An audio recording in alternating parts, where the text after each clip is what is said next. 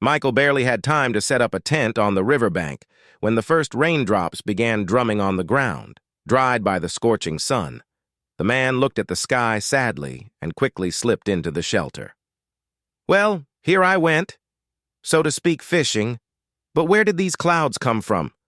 The forecast didn't mention them, he whispered to himself. As this was not the first time this had happened to him, there was no room for resentment here. It will pass now. The cloud will go away and everything will be fine, Michael reassured himself. He was looking forward to the weekend, so he could go to the river. This is what happened. He actually should have gone fishing 2 days ago, but the head of the department, as if to spite him, gave time off to one of the shift surgeons, so Mikhail had to postpone his legal days off. This happened repeatedly, and the reason for this was that Mikhail was not in favor of the head of the department. They were almost peers. It's just that the subordinate achieved everything himself, and the boss, with the direct support of his father from the ministry. Richard always considered Michael an inconvenient person for the clinic. No bribes or kickbacks from patients, Michael. And he treated in such a way that the list of medicines for the patient was minimal. To say that the head of the department didn't like it would be an understatement. What difference does it make to you how much money the patient spends? Why would you want to save him money? Richard was outraged. So every time after the end of the shift, Michael was usually waiting for scandals at home, initiated, of course, by Jennifer, Michael's wife. Being a very attractive woman on the outside, she reminded her husband of this on every convenient occasion. But this was only the beginning, so to speak, the prelude to the main action of criticism and discontent. About earnings, to wear shoes, until retirement, what to walk in these shoes. I want to buy new ones and slippers too. And I also want a mink coat. Michael raised his eyebrows in surprise. Well, okay, let the shoes and slippers I don't forbid you to buy, but why a fur coat? It's June outside. Jennifer immediately flared up like a match. What June? What June? They don't prepare for sales in summer, you know. They have discounts, you say, to buy shoes. Your salary is only enough for the soles, and I also want to go to the sea and go to a beauty salon not once a month, but once a week. Michael had nothing to object to. And what could he say when his wife was not far from the truth? But he didn't hide that he was not working for the money. He didn't want to go to a private clinic where everything was built on extortion and bribes. Although the salary there was good, no one could take that away. Sitting in the tent, Michael thought about how unfair life can sometimes be. Everyone is concerned only with money, including colleagues and his wife. And he just wanted to do his favorite thing and save people. Well, fishing, of course, was his second passion. To sit quietly like this, without fuss, watch the float bobbing on the waves, and then go under the water when a large fish bites. But today, the rain disrupted all his plans. Judging by how densely the sky was shrouded in clouds, apparently, it would rain all day today. From time to time, looking out of the tent, Michael shook his head and again hid under its protective canopy. Of course, he could get ready and go home. But Michael didn't want to do that, first of all, because he didn't want to see Jennifer. Lately, they had a serious conflict touching on unpleasant topics for both of them. Jennifer was outraged again because of her husband's low salary, and Michael carelessly hinted that he would apparently have to live hand to mouth. From the tent, Michael distinctly heard someone shout, "What is this? Did it seem to me?" No, it doesn't look like it. The voice was clearly female. He was 100% sure of that, despite the rain. Michael threw back the flap of the tent and jumped out of the realm of imaginary comfort. The rain was quite heavy, but Michael was no longer bothered by this at all. He raced to the shore with all his might to see better what was going on in the river. Almost immediately, Michael saw a small boat, a few meters from the shore, that the waves were tossing like a feather. But the strangest thing was that there was a woman in the boat. How she got there, Michael didn't know. There was no time to think about it because a gust of wind could capsize this unstable vessel at any moment. Since Michael was already soaked to the skin, he took off his outer clothing and slowly entered the river. Despite the downpour, the water was warm, like in summer, although it had cooled down a couple of degrees. Meanwhile, the boat was tossed on the waves, and the desperately struggling woman was screaming for her life. Michael intended to swim up to the boat and try to push it towards the shore, but it turned out not to be so easy. Strong waves prevented him from doing so, although Michael considered himself a decent swimmer and often went to the pool. Shouting loudly to drown out the noise of the wind, he begged the stranger in the boat to stay calm. At first, he even succeeded, but then the irreparable happened. When there were about 5 meters left for Michael to overcome, another wave overturned the unstable little ship, and the girl found herself in the water. Judging by her heart-rending screams, Michael immediately realized that she could not swim. Clenching his teeth, he swam closer. "Come on, just a little more." But the woman was nowhere to be seen. Michael's heart was beating like crazy. Was he late? The thought flashed through the surgeon's mind. As time was running out, Michael took a deep breath and dived into the unknown. Visibility in the muddy water was poor, and he had to navigate almost blindly. Suddenly, his fingers touched something warm and smooth, which turned out to be a human hand. Holding on tightly to the drowning woman's wrist, Michael pulled her towards him. Fortunately, he was just in time. She hadn't had time to swallow water yet, although it was difficult for her to breathe, and every time she tried to go underwater again while behaving relatively calmly and not trying to drag the rescuer down with her like many drowning people, Michael swam with all his might. By the time Michael reached the shore, the rain had subsided a little. His hands and legs were shaking, and his body ached as if he had run several kilometers through rough terrain. But at that moment, he was not thinking about himself, but about saving the woman. But when Michael pulled the stranger ashore, he almost immediately noticed one oddity, which was explained by her protruding stomach, which was simply impossible not to notice. "Oh my God, she's pregnant!" The thought flashed through the surgeon's mind. Only now did it dawn on him that he had saved not one but 2 lives. His soul suddenly warmed. A sweet smile spontaneously appeared on his face, and then, as if on cue, the rain stopped as abruptly as it had begun. The woman coughed and then looked at her rescuer in surprise. The stranger was very beautiful, although very scared. Michael smiled. "Why did you go to the river in such weather? And why alone? I'm sorry, I just didn't have another choice. I didn't think it would rain," she said shyly. "I got into the boat to cross over to the opposite bank, but it didn't work out." She winced in sudden pain in her stomach. "What's wrong with you?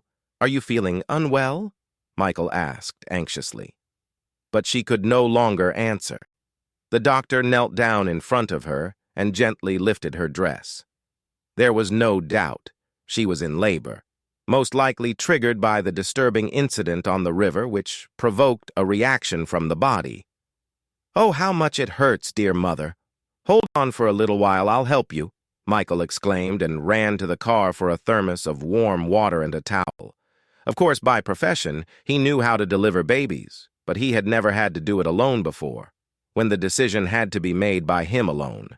Meanwhile, the woman was screaming at the top of her lungs, digging her fingers into the wet sand. "Hold on, honey, hold on. It will be easier soon." Michael imperceptibly switched to an informal address. "How do you know it will get easier for me or not?" she moaned. "I know, I'm a surgeon." Hearing that Michael was directly involved in medicine, the woman in labor calmed down noticeably, although she continued to writhe in pain. Half an hour later, it was all over. Michael held in his arms a chubby, red-cheeked baby with a moist, wrinkled body.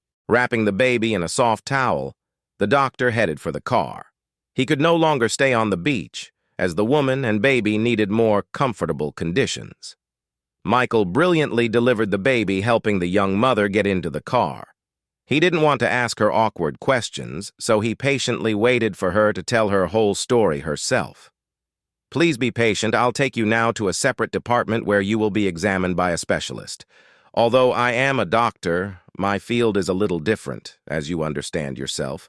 Although, in my opinion, we did great, the young doctor said cheerfully.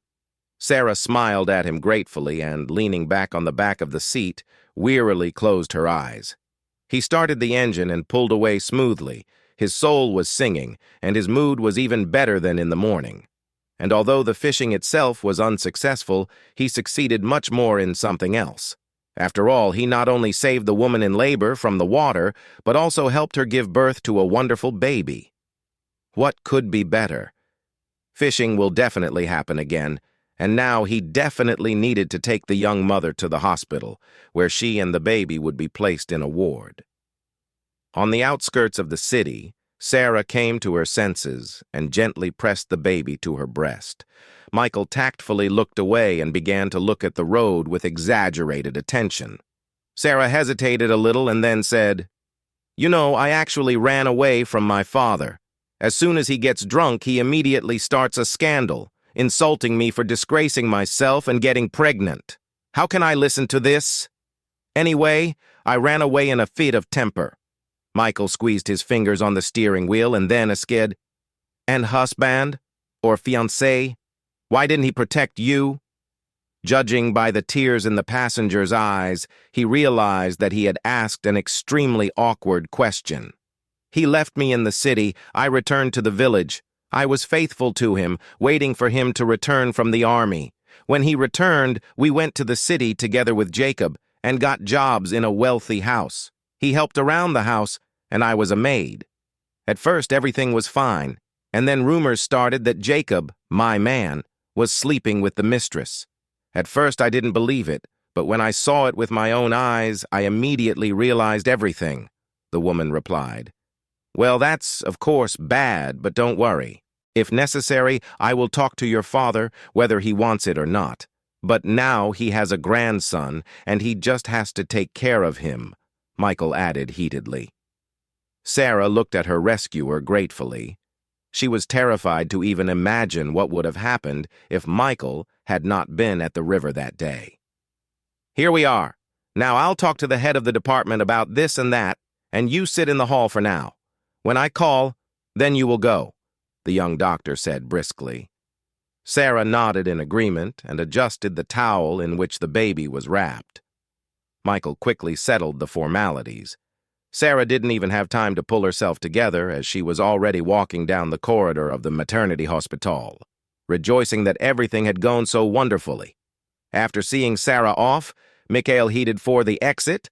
The fishing was unsuccessful, which meant that he had to go home, where miracles ended and he was awaited by the eternally dissatisfied Jennifer. But when Michael crossed the threshold of the house, a very unpleasant surprise awaited him. The story was as banal as the world. Voices came from the bedroom, and men's shoes stood in the hallway. Michael walked to the door on wobbly legs, then flung it open sharply. At that moment, he very much wanted all this to turn out to be just a dream or a projection of his overactive imagination, but the reality was much worse than speculation and assumption.